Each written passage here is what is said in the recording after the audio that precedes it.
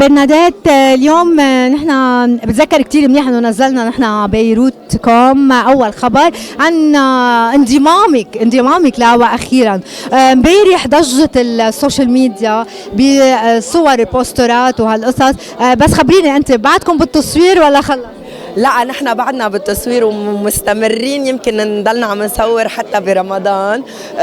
لانه عن جد الشغل كتير هيك بيكي المخرج ودقيق وبده يطلع الشغل بيرفكت، فعم نعيد كتير وعم ناخد وقتنا، وبهيدا الشيء انا بظن انه لخير المسلسل. بتذكر قديك نضل اقول لك برنادات طب امتى بدنا نشوفك برمضان؟ شو عنا؟ ورمضان هو البيك الدراما، واخيرا حنشوفك مع احبها اثنين على قلبي، نادين وقصي، يعني هول الثلاثي. لك واخيرا رح تشوفيني واخيرا.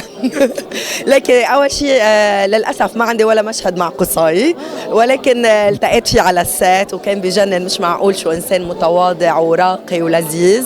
وان شاء الله بمسلسلات تانية بيكون في شيء مشاهد بتجمعنا.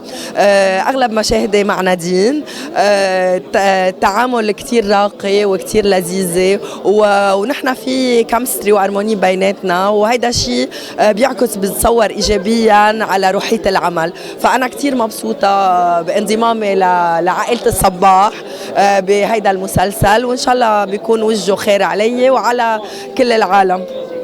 موفقة يا حبيبة قلبي، ويلا ناطرينك برمضان.